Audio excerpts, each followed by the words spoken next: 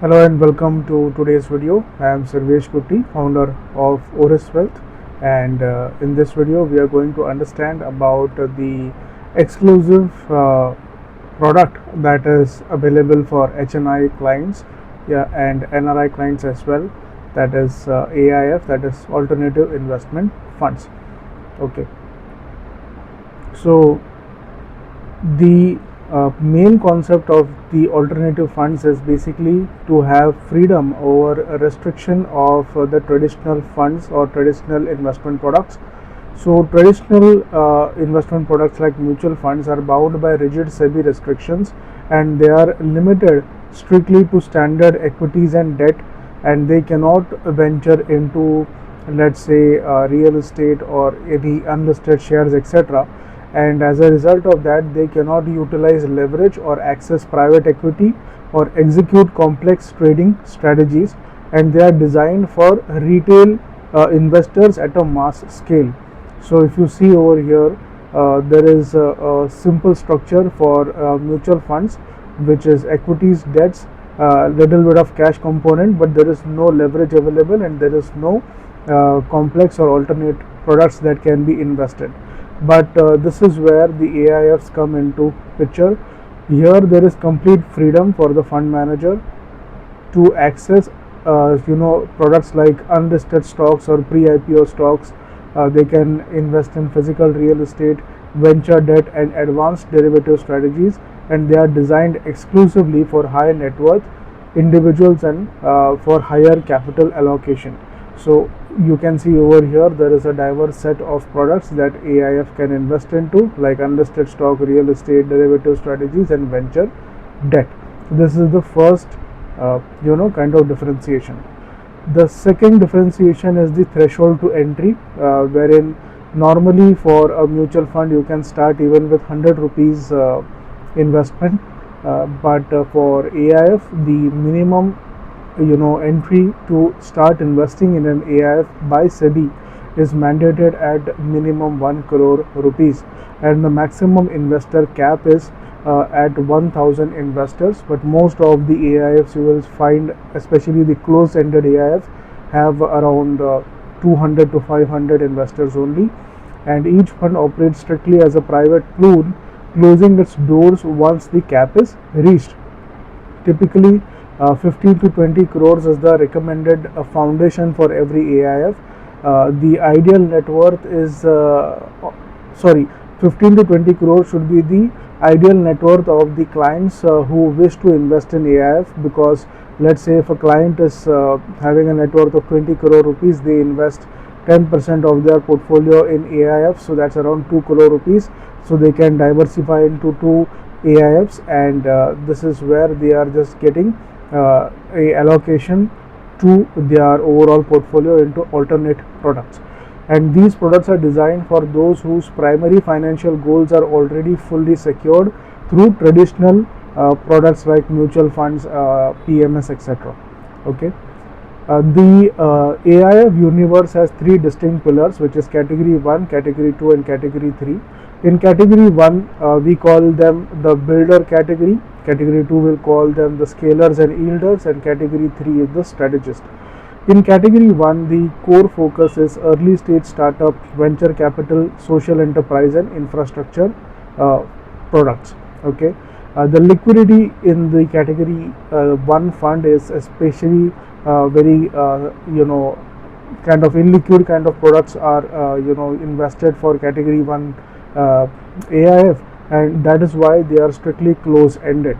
The risk to return is high risk, where the targeting explosive unicorn growth at absolute ground floor. So essentially category 1 AIF essentially is looking for startups or companies where they are just starting on the curve of their exponential growth, and the aim is to catch them and invest in them at the early stage to get to ride the explosive growth of these particular companies. In category 2, they are mainly focused on private equity, pre-IPO, and real estate, as well as venture debt. They are also strictly close-ended funds. Their risk to reward ratio is moderate to high, they focus on scaling mature unlisted business or generating high yield credit returns. So there is a possibility of investing in debt as well in the category 2 fund, which in category 1 mostly doesn't happen. And the category 3 funds, which is one of the most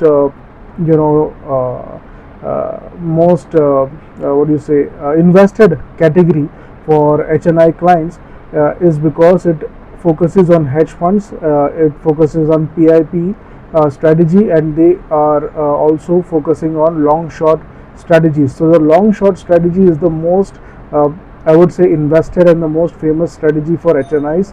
The liquidity for a category 3 AIF is they can either be an open-ended or a close-ended fund.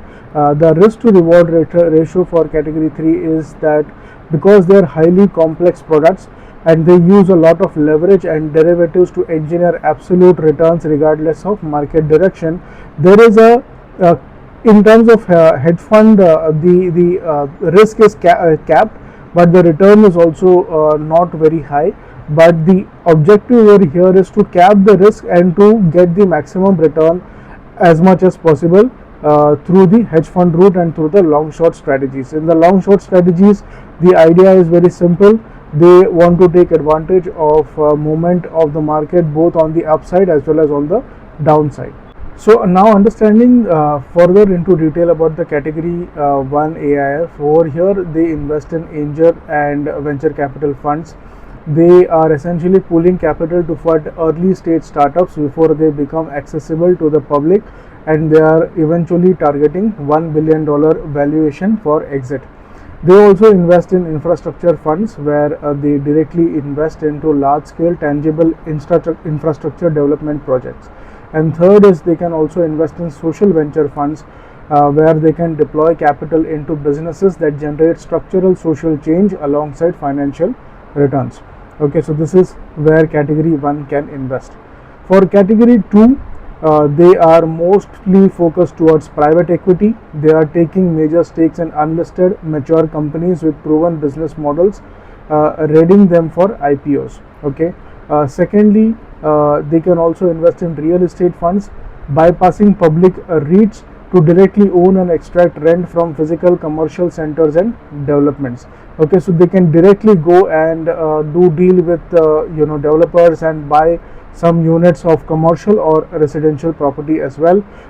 Sorry, not residential, just commercial properties as well and commercial developments. Okay, and third is venture debt, where they can act as a private bank for high growth ventures, securing superior fixed income yields by absorbing calculated credit risk. So this is the main function or investment avenues for category 2 funds.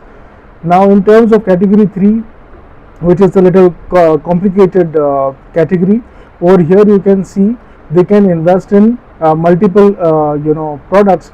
First and the most common is hedge funds, where they are deploying complex trading mechanics to engineer returns and utilizing leverage to amplify outcomes. Actually, hedge funds and long short execution is in the same vehicle, where these vehicles act as hedge fund and they use the long short execution strategy, wherein they are buying undervalued assets while simultaneously short selling overvalued ones, actively hedging the principal.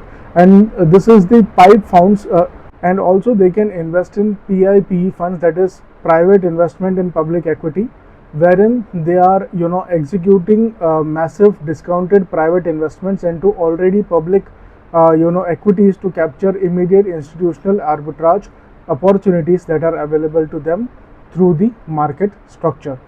Okay, now let's look at the total investments that has happened in the AIF category. Approximately 6.94 lakh crore rupees has been already committed to the Indian AIF industry, out of which 3.38 lakh crores has been successfully raised and 3.1 lakh crore has been actively deployed. And the most dominant category is the category 2, where the maximum amount of institutional money or the capital deployed has happened. Currently this is the leading capital pool, which is heavily driven by debt and real estate investing, utilized by massive foreign portfolio investors. So in AIF, the cost of freedom is complexity, because they invest in venture capital, debt, real estate, PIP, and derivatives. There needs to be an expert curation of funds, or expert or guidance led investment, so that you can have strategic portfolio allocation. Just random investing in these kind of products will not be the most optimal thing to do. It might act counterintuitive to towards achieving your long term financial goals. And because there are no standard frameworks in AIF, and for example an angel fund operates entirely differently from a long and short hedge fund, so there needs to have some kind of expert guidance to invest in these kind of funds. They also have a complex fee structure, which are layered with performance metrics and hurdle rates, which are very distinct from mutual fund ratios, right? So in a mutual fund, it is a fixed expense ratio, which is common to all investors in a particular fund, whether you are doing regular. And for direct investors, it is different, but it is same for all direct investors.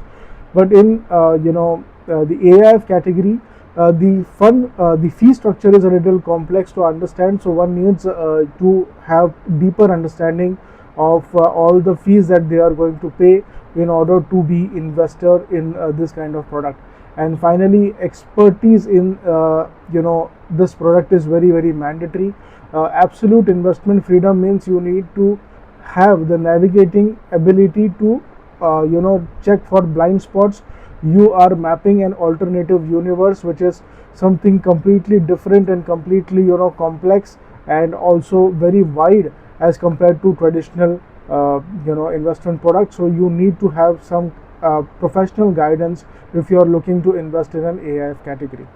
So if you are somebody who are an HNI, you have a HNI investment portfolio which is at least about 10 crore rupees, and you have your basics of investments done like mutual fund, SIF, PMS, etc., and now you are looking to step up the game, go into the exclusive club of alternate investments, where there is a high potential of alpha generation, but also there is a risk also associated with it. So you need to have that kind of guidance and hand holding.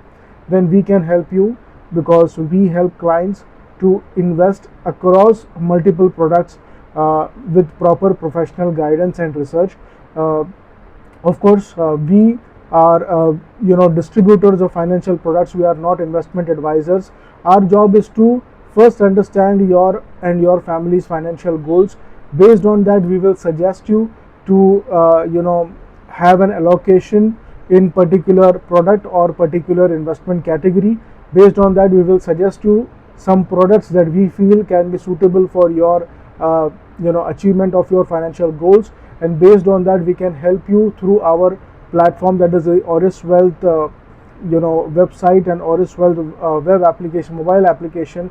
We can help you to securely and seamlessly invest in these products, and also we offer a 3-month review constantly through our wealth partners that will be dedicated and will be assigned to you and your family, so that we are always on track of achieving your and your family's financial goals for the long term and for the long haul. Okay, so if you are interested to knowing more about how we can help you to optimize your family's wealth and your wealth creation journey, then you can book a portfolio guidance call online with us. This is absolutely for free. There is no charges and there is no product pushing, etc. We are purely focused on goal-based investing rather than random investing, and this is the main differentiation between us and other financial products companies. Okay, so if you are comfortable with WhatsApp, you can just send us a WhatsApp, write a review on this particular number if you want to start investing with us, or if you want to book a free portfolio guidance online meeting with us. So thank you so much for watching this video. If you found value in this video, do consider subscribing. Also, if you have any comments or any doubts, you can WhatsApp us, reach out to us on this number through WhatsApp, and we will be more than happy to solve your doubts as well. Thank you so much. Have a great day. Goodbye.